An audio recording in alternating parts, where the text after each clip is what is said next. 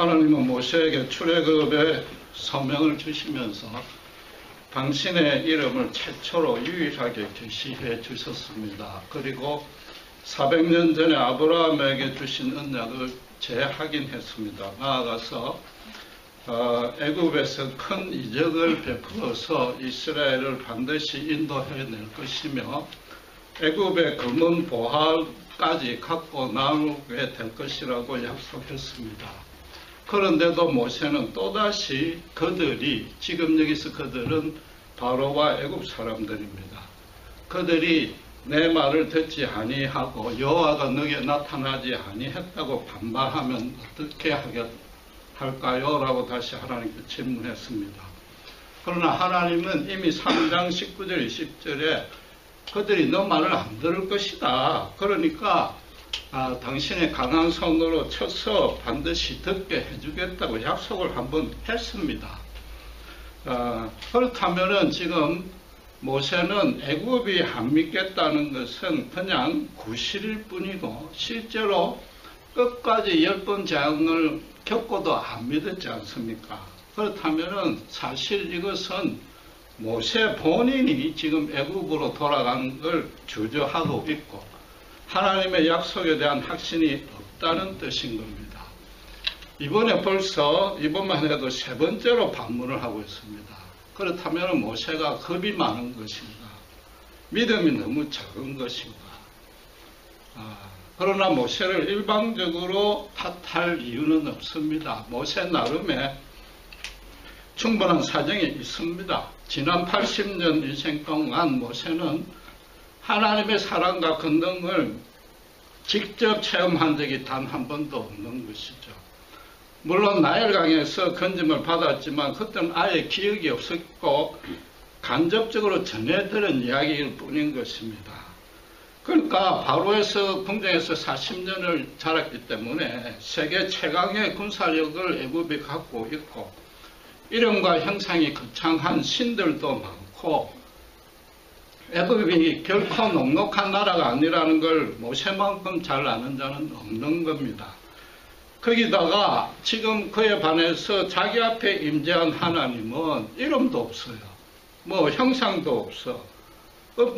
보잘것없는 뜰기나무에 불 붙는 정도의 모습으로 간에서 음성만 들리니까 과연 이 하나님이 얼마나 강력한 능력이 있는지 강한 손을 어떻게 펼칠 것인지 궁금하고 이해해 줄 수밖에 없는 것입니다. 또 하나 모세를 우리가 살펴볼 점이 있는데 모세는 어려서 부모의 사랑을 전혀 받지 못했습니다. 생모에게 젖을 먹고 컸지만은 이 또한 자의식이 생성되기 훨씬 전입니다. 바로의 공주에게 양자로 입양이 되었지만은 그 공주의 사랑이 아무리 큰들 친부모의 사랑과 비교할 수가 없는 겁니다. 당시에 바로는 후궁들이 틀림없이 엄청 많았을 것이고 거기에서 생산되는 왕자, 손자, 왕족들이 엄청 많았단 말입니다. 그럼 그 틈 사이에서 자기가 왕자로서 어떤 간직을 얻어서 행세라도 하려면은 치열하게 경쟁을 겪어야 됩니다. 온갖 시기와 모함을 극복했어야 됩니다. 그 모세는 히브리 노예의 자식이라는 출생의 한계가 항상 발목을 잡고 있으니까 모든 이들의 눈에 모세는 가시입니다. 갈시받고 차별을 받을 수밖에 없는 거죠. 사랑을 받기는커녕 사람들에게서 인정 한 번 못 받아설 수 있는 것입니다. 아무 잘못도 없는데 억울하게 누명서는 일들이 종종 있었을 겁니다. 자신이 정당하다는 걸 변호하고 싶어도 주장을 해도 그 양어머니 말고 자기 편이 돼주는 사람이 아무도 없는 거죠. 그러니까 자꾸 더 인정받으려고 노력을 하고 계속해서 인정을 못 받으니까 성격은 급해지고 남들이 자꾸 비난을 할수록 지금 정체성마저 혼란이 생기니까 자존심도 점점 떨어지는 거죠. 남들이 자기를 안 믿어주니까 모함만 하니까 누가 뭐라 그래도 저 사람이 무슨 뜻으로 이야기하는가 의심부터 하게 되는 겁니다. 10절에 하나님 앞에 제가 입이 뻣뻣하고 혀가 둔합니다 라는 게 핑계가 아닌 거죠. 그건 사실인 겁니다. 속으로 할 말이 많은데 참말로 할 말이 많은데 성격이 급하다 보니까 더듬었든지 아니면은 아무리 말해봐도 뭐 안 믿어주니까 인정조차 안 해주니까 아예 말을 안 하는 게 버릇이 됐을 수 있는 겁니다. 더 둘 중 하나인 겁니다. 그리고 애국 간원이 히브리인을 학대할 때 아무리 모세에게 동족을 사랑하는 마음이 지극히 컸다 할지라도 바로 거기에서 살인한다는 건 좀 이상하지 않습니까? 모세는 어쨌든 바로의 왕자의 신분이다. 그건 아주 말단 하급 간원인데 그 자리에서 야단치고 징계할 수도 있단 말이에요. 눈에는 눈이요 예에는 이라는 그 원리를 적용을 해도 틀림없이 채찍으로 무자비하게 때렸을 테니까 그 채찍을 뺏어서 그 자리에서 때려도 충분했단 말이에요. 그런데 살인을 딱 한 번 했던 일이 살인이에요. 살인. 지난 40년간 혼자서 속으로만 삼켰던 눈물과 분노와 억울함과 그 모든 것들이 순간적으로 폭발했다는 측면도 분명히 있는 겁니다. 요즘식으로 말하면 모세는 어렸을 때 받은 상처가 많았고 열등감이 많았고 그러다 보니까 분노 조절에 장애하는 증상까지 나타났다고 진단할 수도 있습니다. 어느 누구도 확답은 못하지만 하나님께서 모세의 그간의 그 어려웠던 사정과 현재 지금 당신에 대해서 미심쩍어하는 심정을 모를 일은 없는 겁니다. 그러니까 군말하지 아니하고 모세 눈앞에서 두 가지 이적을 펼쳐 보입니다. 첫 번째는 지팡이를 던졌더니 뱀이 되고 뱀이 다시 지팡이로 바뀌었습니다. 그래서 바로에게 이걸 해보고 안 듣거든 그대로 말할 때 말을 안 듣거든 이걸 실현해라고 지시했는데 그마저 안 들으면은 두 번째 손을 품에 넣었다 꺼냈더니 문둥병이 걸렸고 다시 품에 넣었다 꺼냈더니 깨끗해졌습니다. 두 번째 이 이적도 보고 그마저 허락하지 아니하면은 믿지 아니하면은 나일강의 물을 떠서 땅에 따라봐라. 땅에 부으면 피로 변할 것이라고 세 번째는 말씀만으로 약속을 했습니다. 여전히 하나님은 바로가 모세의 말을 아예 안 들을 것이라고 전제를 하고 지금 지시를 내리고 있는 거죠. 그러니까 모세에게 당신의 권능을 보여주고 모세로 하여금 당신에 대한 믿음을 심어주고 있는 중이단 말이에요. 그 어두운 거죠. 첫 번째 기적은 여러분 많이 들어서 아시겠지만은 하나님이 모세들어 뱀의 꼬리부터 잡으라고 하는 그 명령에 주목하셔야 됩니다. 3절에 보시면 모세가 뱀을 피했다고 나옵니다. 이건 틀림없이 맹독을 가진 코브라 같은 종류의 뱀이란 뜻이죠. 여러분 알다시피 뱀은 이빨에 독이 있기 때문에 뱀을 잡을 때는 머리를 꽉 눌려서 입을 못 벌리도록 해서 잡아야 됩니다. 머리부터 잡아야 되는 거죠. 그런데 그렇지 않냐고 꼬리를 잡으면 순식간에 뱀이 고개를 틀어서 물어버립니다. 그럼 그 자리에서 죽습니다. 지금 이 하나님의 지시대로 따르는 것은 자살행위나 다름없는 겁니다. 그러니까 40년간의 강야 전문가인 모세가 뱀의 종류가 뭔지 그 잡는 법이 어떻는지 모를 리도 없지요. 그런데 모세가 순순히 행했단 말이에요. 그래서 모세가 자기 목숨마저 걸어가며 믿음으로 순종했는가? 여러분 이게 성경을 그렇게 간단히 해석하고 치울 문제가 아닌 겁니다. 지금 모세는 하나님 제발 어떤 강한 손을 갖고 있습니까? 그 능력부터 좀 한번 보여주세요. 그게 자기 내심의 요구였단 말이에요. 꼬리부터 잡으라는 말씀을 듣는 순간 잠시 망설였을 것이고, 그때 모세에게 어떤 생각이 들었겠습니까? 지금 설명드린 그대로죠. 그렇다면은 뱀이 자기를 안 물거나 물려도 죽지 아니해야만이 지금 나에게 나타나신 분이 하나님이 맞구나 라고 판단하겠다는 그런 생각이 들었을 거 아니에요?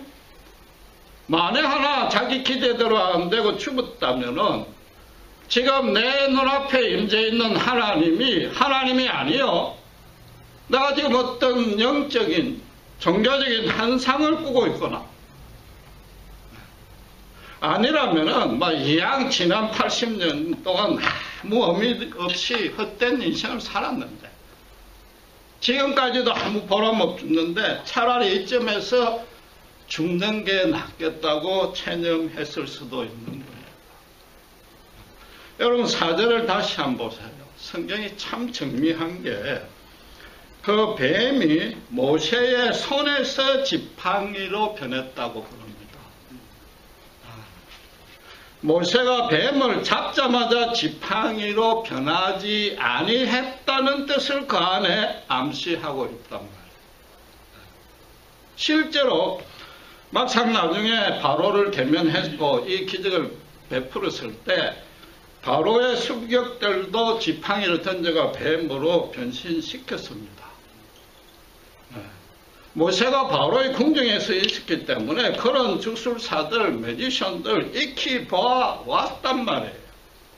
하나님이 지팡이를 던져서 뱀으로 바꾸고 뱀을 다시 지팡이로 만드는 정도는 그것 가지고 모세가 하나님을 쉽게 그 능력을 인정할 수는 없는 거죠. 뱀이 모세의 손에서 바뀌었다. 모세가 뱀의 꼬리를 한참 잡고 있는 동안에 뱀이 빠져나가려고 요동을 치는데 이상하게 모세의 손은 안 물더라. 손을 물려고 전혀 시도도 않더라. 애굽의 술객들이 하는 차원과는 전혀 다르더라. 모세는 이건 하나님만이 하시는 권능이라고 부인할래야 부인할 수가 없는 거죠. 지팡이가 그냥 바뀌었다면은 모세의 손에서란 말을 굽혀 넣을 필요가 없단 말이에요. 두 번째는 손을 품에 넣었다 빼보라. 하나님 너무 정밀하지 않아요? 너무 예리하고, 저는 이런 기록을 보면 하나님 너무 멋진 것 같아요. 밑에가 대단하신 것 같아요. 감탄이 절로 나와요. 왜냐? 여러분, 마술사들이 가장 자주 사용하는 포맷이 뭡니까? 품속에 뭘 먼저 숨겨놓고 딱 넣었다 빼면 비둘기나 토끼를 방금 만드는 것처럼 눈속임 하잖아요. 여러분, 인간 사회의 문화나 예술, 이 모든 것은 고대 왕궁에서 나왔습니다. 먹고 살만한 여유가 있을 때 예술을 즐깁니다. 그 당시에 다 그런 매지션들이 있었습니다. 바로의 궁정에서도 그런 마술의 시행을 했단 말이에요. 모세가 그거 자주 본 겁니다. 그런데 지금 모세가 자기는 알잖아요. 자기 품속에 뭘 감춘 거 하나 없고 자기는 그런 요소를 할 줄 모른단 말이에요. 그런데 모세 손을 넣었다 빼니까 문둥병이 걸렸다 나았단 말이에요. 그것도 지금 하나님이 직접 기적을 직접 행한 게 아닌 거예요. 하나님이 시키는 대로 그냥 자기가 요술사처럼 해버린 거예요. 하나님 말씀 그대로 따랐단 말이에요. 그런데 애굽의 술사는 결코 행할 수 없는 능력을 지금 실행했단 말이에요. 이거 얼마나 멋진 하나님이에요.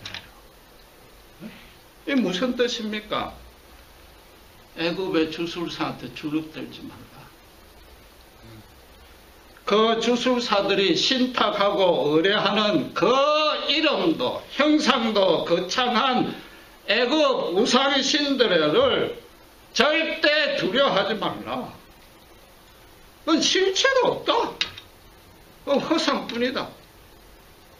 거짓이다. 나는 그런 신들과 아예 차원이 다르다. 내다.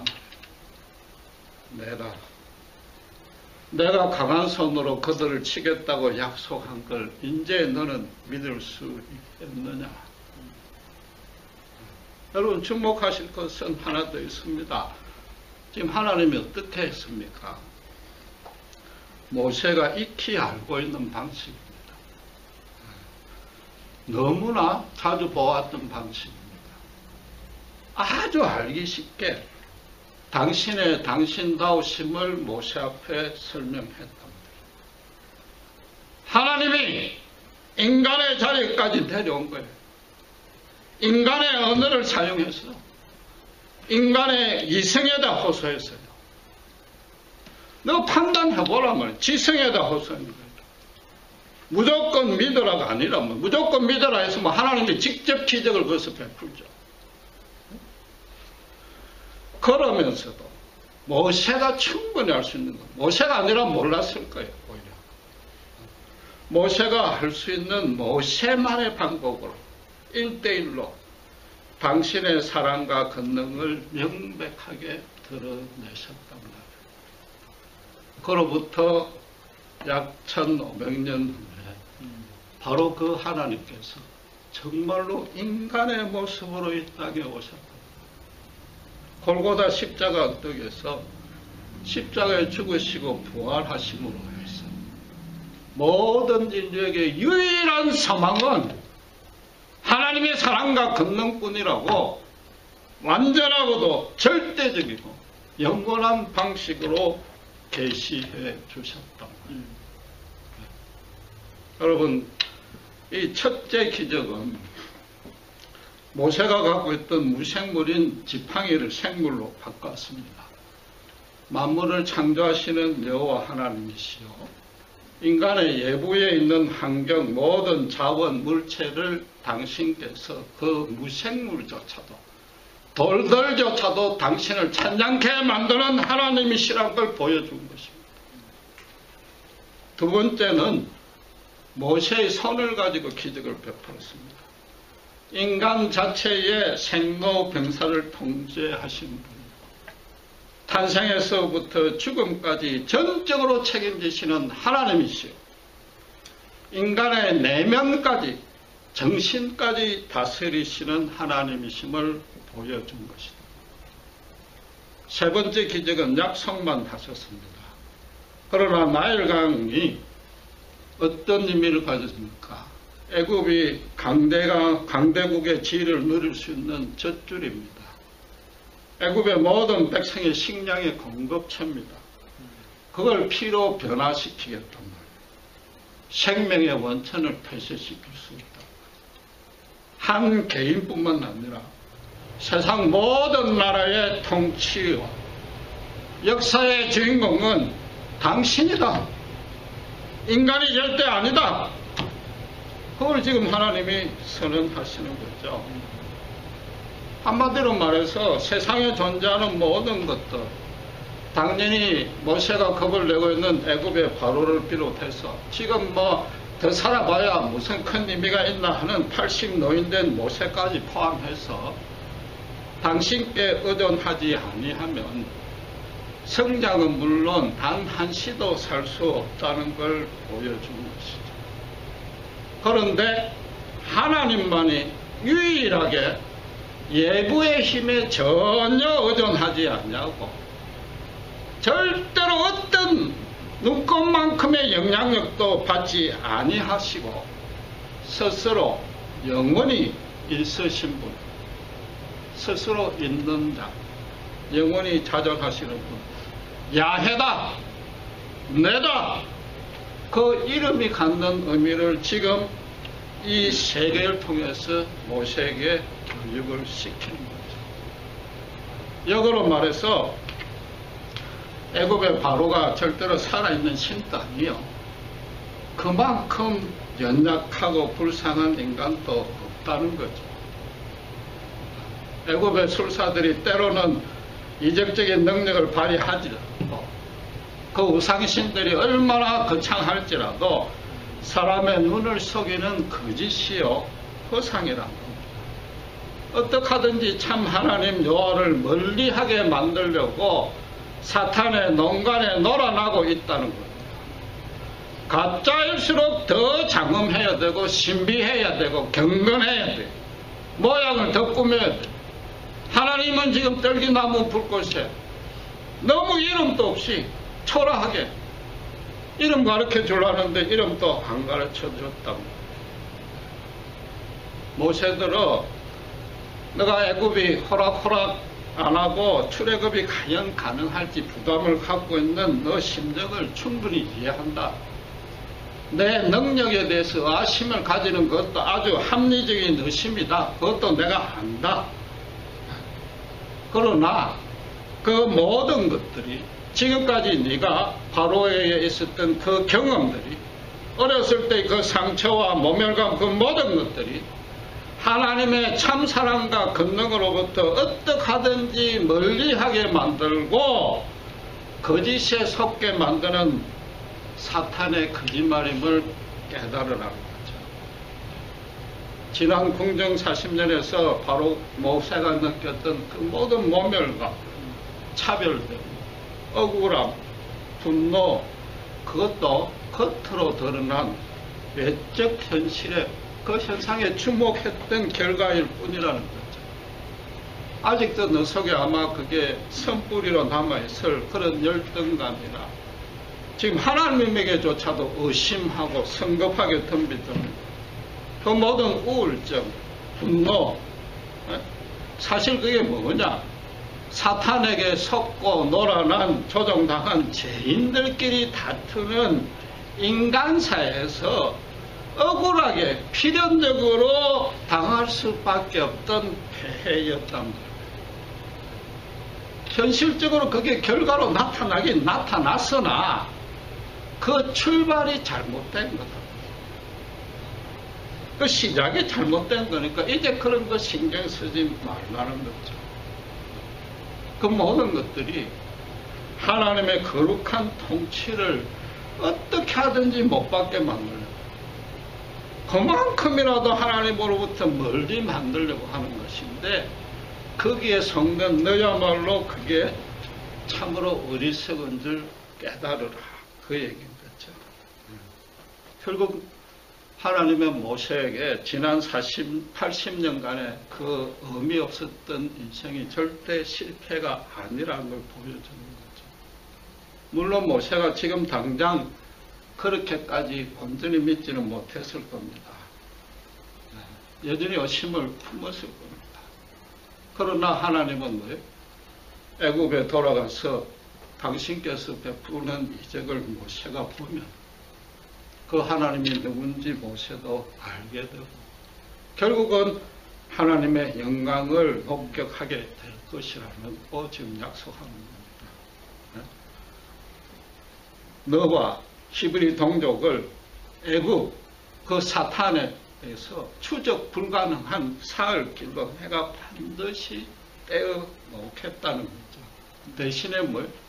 너 모든 의심, 지금 나한테 세 번째 질문하는데 너 모든 의심, 두려움, 상처, 그 모든 것들은 네가 절대 스스로 해결할 수 없다.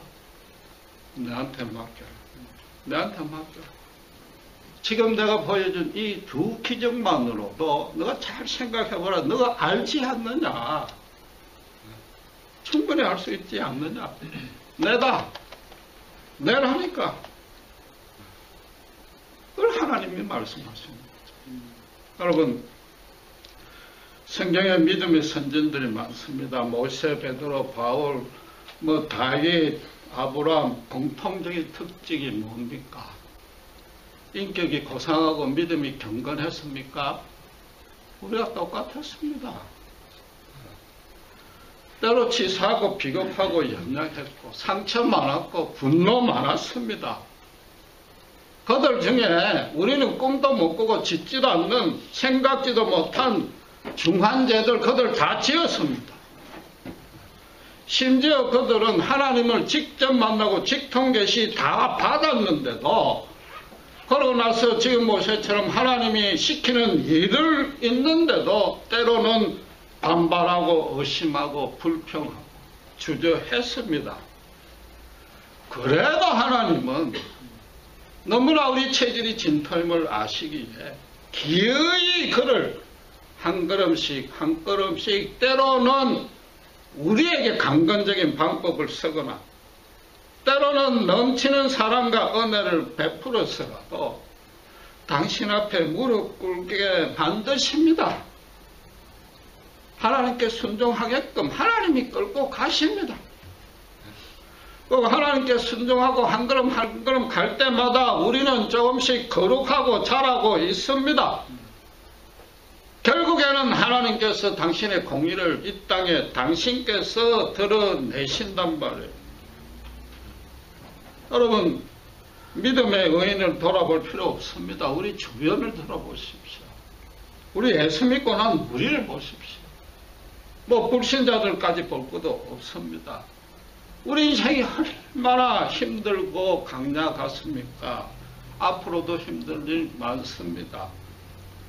사람들 사이에 존경을 받고 누구나 성자라고 칭송받는 그 사람도 뒷면을 따지고 보면 그 가족만이 알고 있는 결정적인 하자가 있습니다. 너무나 냉혹하고 비겁한 청년들이 있습니다. 모든 것 다 갖추고 호사스럽게 살기 때문에 우리 같은 문제 하나 없을 것 같은 재벌 회장도 남에게 말 못하는 자기만의 고민이 있습니다. 우리 가운데 우리 모든 사람이 사실은 다른 사람, 심지어 가장 가까운 남편, 아내, 가족마저도 혹시 눈치챌까 두려운 부끄러운 치부, 과거, 실패, 상처 다 한두 개씩 갖고 있습니다.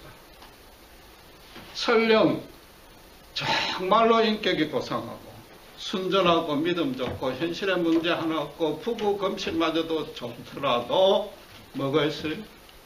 자식이 있죠. 자식이 속을 썩히고 핸디캡 자식이 평생에 다른 고민은 한두 번으로 해결되지만 평생 동안 더 큰 고민과 괴로움으로 지내셔야 된답니다. 우리 중에 어느 누구도 우리 인생을 그렇게 계획한 사람 없습니다. 꿈도 꾸지 아니했습니다. 우리가 어떻게 그렇게 인생을 계획합니까? 정반대로 너무나 분홍빛 같은 계획을 세웠으나 지금 그런 어려움들을 겪고 있고 지금도 그걸 안 겪으려고 어떻게 하든지 기쁨과 의미가 넘치는 삶을 충만한 인생을 살려고 정말 내가 생각해도 가상하게 노력하고 있습니다. 말씀 보고 기도합니다. 그러면서도 때로는 어떤 생각이 듭니까? 내 인생이 왜 지금 이렇는가? 내가 왜 지금 이 자리에 이 모습으로 서 있어야만 되는가? 내가 지금 내 자신에 대해서도 내가 모르겠단 말이에요. 그런 생각들이 문득문득 들지 않습니까? 우리의 고뇌, 갈등 이런 걸 내 스스로 해결해 보려 하지만은 오히려 더 늪에 빠지는 것 같을 때도 있단 말이에요. 우리가 날마다 겪는 이런 인간적인 제약, 인간으로서 겪는 어쩔 수 없는 한계입니다. 그건 천국 갈 때까지 우리 모두 겪어야 됩니다. 그런 고뇌 갈등이 우리하고 똑같이 연약하고 때로는 치사하고 비겁한 어쩌면 우리가 더 심하고 그런 사람들끼리 모여 사는 인간 사회 구조 안에서 인간의 방식으로는 절대 해결이 안 된단 말이에요. 모세가 애굽의 군사력이 강대하고 그 궁정의 화려함에 속고 우상신들이 중간중간에 깜짝 쇼하고 능력을 가시했지만은 그걸로 자기 내면의 상처 하나, 두려움 하나, 분노 하나 한해서 해결 못했단 말이야. 지금 하나님이 뭐예요? 모세야, 너 외부의 모든 일뿐만 아니라 그건 다 내한테 맡기고 너 속에 있는 남에게 털어놓지 못한 한숨 눈물까지 내 앞에 쏟아 부어라 라고 지금 말씀하시는 겁니다. 여러분, 우리의 믿음이라는 게 의외로 단순하고 간단합니다. 쉽습니다. 하나님이 우리들을 막 경건하고 고상해야 되고 뭐 거룩해야 되고 뭐 심각해야 되고 막 목숨까지 걸으라고 막 비장하게 그런 요구를 하지 아니합니다. 여러분, 다윗이 시편 27편 10절에 어떤 고백을 했는지 아십니까? 내 부모도 나를 버렸을지라도 여호와는 나를 영접하셨다. 모세는 부모의 사랑을 받지 못했습니다. 구조적으로 어쩔 수 없이 그랬는데 다윗은 지금 부모한테 상처받았다고 얘기하지 않습니까? 성경에 구체적인 기록은 없어도 부모까지 나를 버렸을지라도 여호와는 나를 영접해 주시리라. 부모에게 받은 상처마저도 하나님의 사랑으로 극복해냈다는 거죠. 거기다가 감히 제가 보태자면은 저만큼 부모님의 사랑을 최고로 받은 사람은 없을 겁니다. 물론 다들 그렇겠지만은 일절 상처, 폭력 한 번, 야단 한 번도 안 맞았습니다. 제 어머님이 저한테 유일하게 야단친 거는 버스 정류장에서 담배 물고 있다는 것이고 사실입니다. 그럴 정도인데 그 부모님의 사랑만도 제가 여기서 감히 여러분 앞에 설교할 수 있는 자격이 안 되는 도무지 부끄러워 제 상처, 제 실패 해결해 줄 수 없습니다. 믿음이 단순하고 쉽다는 뜻은 지금 모세가 알아들을 수 있는 가장 쉽고 간결한 방식으로 당신의 사랑을 증명했지 않습니까? 당신께서 알아서 쉽게 해주신단 말이에요. 우리 쉽고 간단하게 다루시는 겁니다. 우리들은 막 비장하게 하라고 안 하십니다. 하나님에게 거짓이 없고 개교, 농간, 조정, 복잡한 거 전혀 없습니다. 부정적인 의도라고는 틀 것만큼도 없습니다. 오직 그분은 사랑이십니다. 우리의 유익을 위해서만 행하십니다. 속이려는 의도는 하나님의 단 하나도 없고 그 사랑이 차원이 다르니까 너무 고귀하고 오묘하니까 숨겨져 있는 것처럼 보일 뿐이란 말이에요. 대신에 우리에게 요구하는 건 뭡니까? 나만 믿어라. 나만 믿어라. 나에게 모든 것을 던져라. 하나님의 구체적인 뜻과 계획이 모를 수 있습니다. 그럼 어떻게 해야 돼? 그냥 믿고 잠잠히 기다릴 수밖에 없는 겁니다. 그게 믿음입니다. 열심히 말씀으로 자기가 이겨낼 것 같아도 안 됩니다. 세상에 부모 사랑만큼 인간 중에 사랑이 큰 사람이 없습니다. 그런데도 다윗은 부모에게까지 상처를 받았다는데 그게 절대 거짓이 아니고 가장이 아닌 겁니다. 어떻게 알 수 있어요? 우리가 부모가 되어봤잖아요. 우리가 부모로서 자식에게 매일 상처 주고 매일 실패케 하고 있잖아요. 그럼 어떻게 해야 됩니까? 실패케 해놓고 맨날 후회하고 회개하고 회개한 것으로 믿음이 다 했느냐? 아니잖아요. 그렇다면은 인생의 해법은 뭔지 딱 하나밖에 없다는 걸 너무나 자명하지 않느냐 말이에요. 부모 사랑으로도 해결할 수 없는데 이런 나를 주님 불쌍히 여겨달라. 저부터 불쌍히 여겨달라. 그리고 저와 저희 주위에 오직 주님의 긍휼로만 넘치게 해달라. 그것밖에 없는 겁니다. 기도하겠습니다.